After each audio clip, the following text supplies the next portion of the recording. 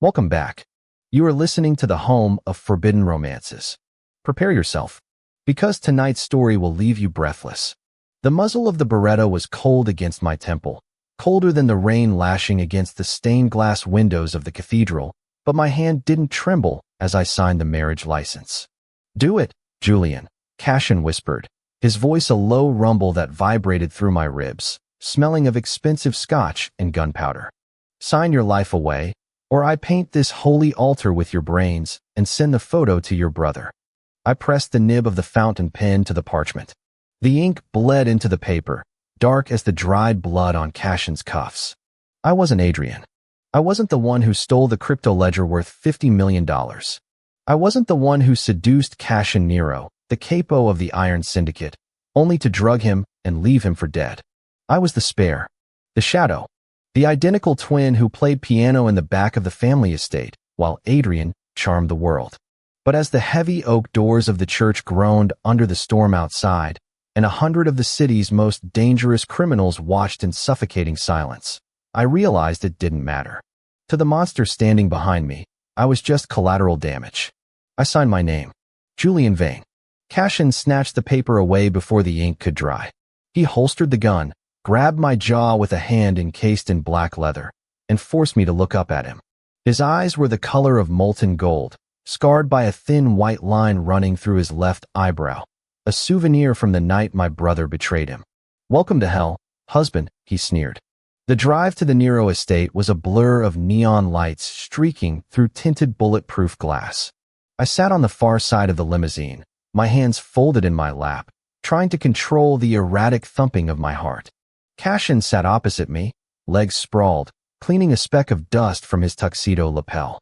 He hadn't looked at me since we left the church. The silence was a physical weight. "Why me?" I asked, my voice barely above a whisper. Cashin didn't look up. "Because Adrian loves two things, money and his own reflection. He thinks he's safe in Zurich.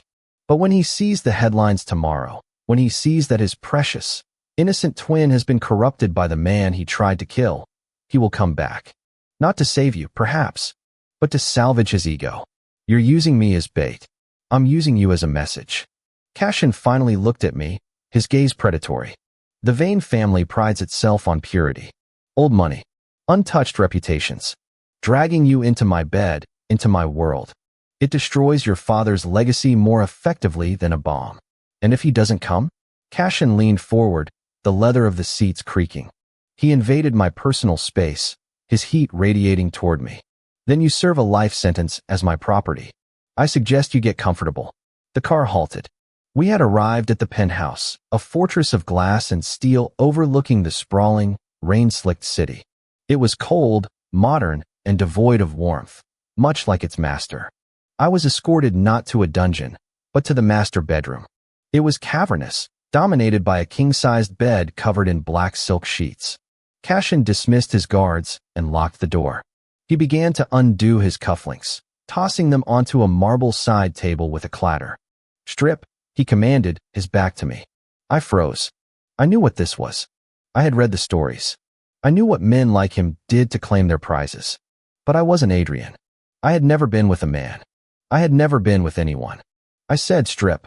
He turned, his shirt unbuttoned halfway, revealing a chest defined by hard muscle and old scars. "No," I said. The word tasted like ash, but I said it.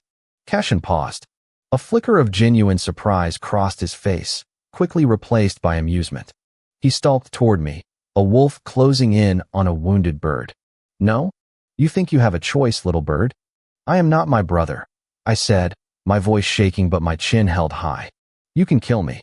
You can torture me. But I will not give you what you think you're taking from him. If you touch me, you're not taking revenge on Adrian. You're just hurting Julian." He stopped inches from me. He reached out, his rough thumb tracing the line of my lower lip. He was looking for the deceit, the spark of malice that always danced in Adrian's eyes. He didn't find it. He found only terror and a stubborn, quiet pride. "You really are different," he murmured, almost to himself. He grabbed the front of my white dress shirt, the one my mother had ironed for me this morning, thinking I was going to a recital, and ripped it open. Buttons skittered across the floor. I flinched, closing my eyes, waiting for the violence. But it didn't come. "You're shaking," he noted, his voice devoid of the mockery from before. Adrian never shook. Even with a knife to his throat, he laughed. "I told you," I whispered, opening my eyes. "I'm not him." Cashin stared at me for a long moment, the golden intensity of his eyes dimming into something calculating. He released me, stepping back. "Sleep on the couch. If you try to run, the guards have orders to shoot for the knees. I prefer my leverage walking, but I'll settle for crawling." He turned off the lights and collapsed onto the bed, leaving me standing half-naked in the center of the room, shivering not from cold, but from the realization that I was living in a cage with a beast who was just realizing he'd captured the wrong animal. 3 weeks passed. The dynamic in the penthouse was a strange, suffocating waltz. I was a prisoner, yes, but a gilded one. I had access to the library, the kitchen, and, crucially, the grand Steinway piano in the living room. Cashin was a ghost. He left before dawn and returned long after midnight, usually smelling of metallic iron and stress. He ignored me, mostly. But sometimes, when I played the piano, Chopin, usually something melancholic to match the gray sky, I would feel eyes on me. I'd turn to see him standing in the doorway, a glass of whiskey in hand, watching me with an expression I couldn't decipher. It was a Tuesday when the fragile truce broke. Cashin stumbled through the front door at 2 a.m. He wasn't alone. His second-in-command, a burly man named Silas, was practically carrying him. "Get the medical kit." Silas roared at me. I didn't hesitate. I ran to the bathroom, grabbing the heavy box of supplies, and rushed back to the living room. They had laid Cashin on the white rug. His shirt was soaked in crimson. A knife wound, deep and jagged, sliced across his abdomen. "He needs a hospital," I said, my hands hovering over the wound. "No hospitals," Cashin gritted out, his teeth clenched, sweat beading on his forehead. "Too many questions. Rivals. Waiting. I don't know how to." "You have hands, don't you?" Cashin snapped, his eyes rolling back slightly. "Sew it up." Silas looked at me, desperate. "I have to secure the perimeter. They might have followed us." "Can you do this, boy?" I looked at Cashin. He was dying. If he died, I was free. I could walk out the door. No, the guards would kill me. Or worse, the people who did this to him would find me. "Go," I told Silas. "I'll do it." For the next hour, my world narrowed down to the needle, the thread, and the ragged breathing of the man who had forced me into marriage. I cleaned the wound with alcohol. He didn't even flinch, though his knuckles turned white gripping the rug. I stitched the flesh back together, my pianist fingers finding a strange, rhythmic precision in the gore. When it was done, I bandaged him and sat back, my hands trembling violently now that the adrenaline was fading. Cashin opened his eyes. They were hazy, but focused on me. "Why?" he rasped. "Because I don't want your blood on my conscience," I said quietly, wiping my hands on a towel. "And because I'm not a murderer. Unlike the company you keep." He let out a dry, humorless laugh that turned into a cough. "You could have let me bleed out. Adrian would have." "Stop comparing me to him," I snapped, a sudden flare of anger rising in my chest. "I am the one stitching you up. I am the one living in your cage. Adrian is gone. He left us both." Cashin reached out, his hand gripping my wrist. His skin was burning. "You're right," he whispered. "You're nothing like him. He has no heart. And your heart is too loud." He passed out. I stayed by his side all night, changing the cool compresses on his forehead, wondering when exactly the monster had started to look human to me. The shift was subtle after that. Cashin stopped sleeping in the guest room. He didn't touch me, but he slept in the bed, claiming it was for security. We lay inches apart, the heat of his body a constant reminder of his presence. He started coming home for dinner. We ate in silence, but it wasn't the hostile silence of the wedding day. It was companionable. He would watch me eat, pushing dishes toward me if he thought I wasn't eating enough. "You're too thin," he'd say. "Play the piano later. I want to hear that piece. The sad one. Nocturne in C-sharp minor." I corrected him. "Play it." I realized, with a sinking feeling, that I was no longer terrified of him. I was becoming attuned to him. I knew the way he rubbed his left shoulder when it rained. I knew the specific furrow of his brow when a business deal went south. And he knew me. He brought me books on music theory. He had the piano tuned. He was wooing me. In his twisted, dark, Mafia way, He was courting his prisoner. But the shadow of my brother always lingered. 6 months into our marriage, the call came. Cashin was in his study. I heard the crash of glass and ran in. He was standing by the window, phone in hand, his entire posture radiating lethal fury. "He's here," Cashin said, turning to me. The softness was gone. The monster was back. "Adrian." He contacted my rivals, the Petrov clan.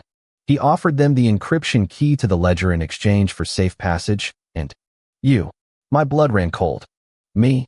He wants his spare back. Apparently, he needs a genetic match to unlock the final layer of the accounts. He never cared about you, Julian. You're just a biometric key to him. Cashin walked over to me. He looked dangerous, unhinged. "The exchange is tonight. At the docks.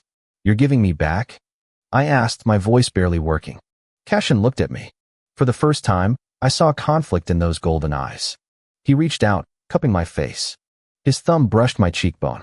"I have to end this war, Julian. Tonight, it ends." He didn't answer the question. The docks smelled of salt and rotting fish. The rain was back, a torrential downpour that obscured the city skyline. I stood next to Cashin, shivering in the cold. Behind us were 20 of his men. Across the gap, under the yellow hum of a street lamp, stood the Petrov clan. And in the center, looking impeccable in a white trench coat, holding a black umbrella, was Adrian. He looked exactly like me. It was like looking into a mirror, but the reflection was distorted by a smirk I could never replicate. "Cashin, darling," Adrian called out, his voice light and musical. "You look terrible. Marriage doesn't suit you." He looked at me, his eyes narrowing. "And you, Julian, you look used. I hope he didn't break you too badly. I need you intact." "Cut the theatrics, Adrian," Cashin growled. "You have the key?" "I have it." Adrian tapped his temple. "Memorized. But first, send over my brother." Cashin didn't move. He stood like a statue, the rain soaking his black coat. "Cashin," I whispered. "Go." Cashin said loud enough for them to hear. He pushed me forward. My heart shattered. He was trading me. After the nights we spent talking in the dark, after I saved his life, after everything, I was just a bargaining chip. I walked slowly toward Adrian. My brother smiled, opening his arms. "Come here, little shadow. Did you miss me?" I reached the halfway point. Adrian stepped forward to grab my arm. Bang. The shot didn't come from Cashin. It came from the Petrov men. But it wasn't aimed at Cashin. It was aimed at me. Adrian had set me up. He didn't need me alive. He needed my body to prove my death, so the trust fund, the one locked until both twins were of age or one was deceased, would release to the sole survivor. The bullet grazed my arm, spinning me around. I fell to the wet pavement. Kill them all. Cashin's roar was the sound of the apocalypse. Chaos erupted. Gunfire lit up the night like strobes. I scrambled for cover behind a crate, clutching my bleeding arm. I saw Cashin running. Not away from the fire, but into it. He was sprinting toward me, a gun in each hand, firing with terrifying precision. He dropped 2 Petrov men before sliding across the asphalt to shield me with his body. "Are you hit?" he demanded, his eyes frantic, scanning me. "You gave me up," I screamed over the noise. I had to get him close. Cashin fired over the crate, taking the head off a man rushing us. I knew he'd try to double-cross. I needed a clear shot at him, not you. You used me as bait again. I used you because I knew you were the only thing that would make him careless. Cashin grabbed my collar, pulling me close, his forehead resting against mine. "I would burn this city to ash before I let him take you back. Do you understand? You are mine." The possession in his voice wasn't terrifying anymore. It was an anchor. "Cashin, left," I shouted. He spun, firing. Then I saw him. Adrian was making a run for a speedboat docked nearby. He was escaping again. Cashin saw him too. He raised his gun, but his magazine clicked empty. He cursed, reaching for a reload. He wouldn't make it in time. I saw a discarded pistol on the ground near my feet. A heavy, silver Magnum. I had never fired a gun. I hated violence. I was a pianist. But that man, that reflection of me running away, he wasn't my brother. He was a ghost that had haunted me my whole life. And he had tried to kill me. He had hurt the man I loved. I picked up the gun. It was heavier than I expected. 2 hands. Just like the chords of Rachmaninoff. Heavy, deliberate. I aimed. Not to kill. I squeezed the trigger. The recoil jarred my teeth. Adrian screamed and collapsed, clutching his leg. His femur was shattered. Silence fell over the docks. The Petrov men were dead or fleeing. Cashin's men had secured the perimeter. Cashin looked at me, then at the smoking gun in my hands, then at Adrian writhing on the ground.